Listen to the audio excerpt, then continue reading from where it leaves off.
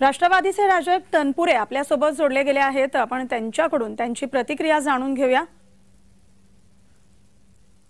तनपुरेजी, जय महाराष्ट्र मध्ये आपलं स्वागत आहे। राहुल नार्वेकर यांनी सुनावणी दरम्यान खरी राष्ट्रवादी ही अजित पवारांचीच असं म्हटलेलं आहे। मात्र यावर आता राष्ट्रपकडून देखील प्रतिक्रिया येऊ लागल्यात। आम्ही सर्वोच्च न्यायालयात जाऊ असं म्हटलेलं आहे। काय आपली यावर प्रतिक्रिया? नाही, निश्चित बरोबर आहे। आता त्यांनी सांगितलं की हे 10व्या सूची अंतर्गत येत नाही, हे पक्षांतर्गत मतभेद आहेत। हे खरं विधान मला तरी व्यक्तिगतरित्या हास्यास्पद वाटतं।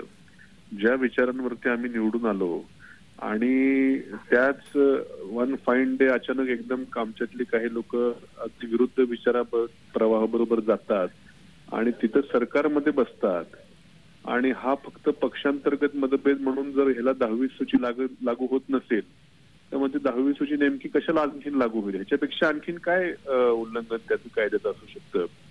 आणि म्हणजे काय कुठेतरी कायद्या लोकशाही व्यवस्था ह्याचं कुठंच विचार होताना दिसत नाही। इथं जर 10वी सूची लागत नसेल तर आणखीन कुठं लागू शकते काय? म्हणजे ठेवलीच कशाला 10वी सूची असं खरं वाटण्याजोगा हा निकाल आहे खरं। अगदी प्राजक्तजी, दोन्ही पक्षाच्या नेत्यांना, दोन्ही पक्षाच्या आमदारांना पात्र ठरवण्यात आले, हा देखील एक मुद्दा अधोरेखित करण्यासारखा आहे। त्यावर आपलं काय म्हणणं आहे?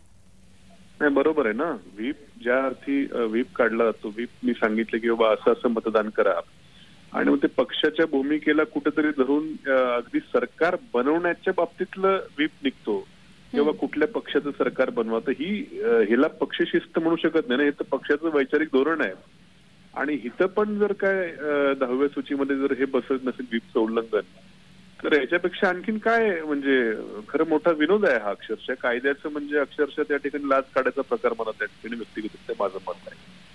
अगदी तनपुरेजी, आता आगामी निवडणुका येत आहेत, लोकसभा राज्यसभा ज्या निवडणुका येत आहेत, हा अशा परिस्थितीत हा जो निकाल आहे काही फटका बसू शकतोय पक्षाला? काय वाटतंय?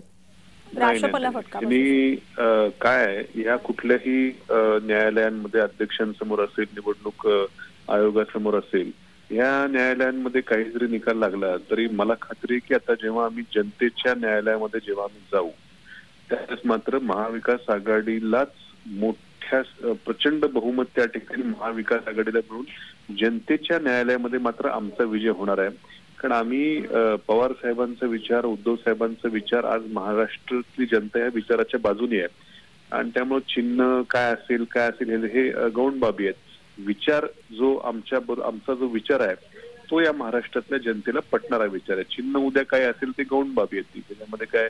आणि मग उलट आणखीन बळकटीनं पक्ष आमचा निवडणुकांना सामोरं जाईल आणि जनतेच्या न्यायालयात मात्र आम्हीच जिंकू, हा मला विश्वास आहे। अगदी तनपुरेजी, आपली प्रतिक्रिया आपण दिली त्याबद्दल तुमचे आभार।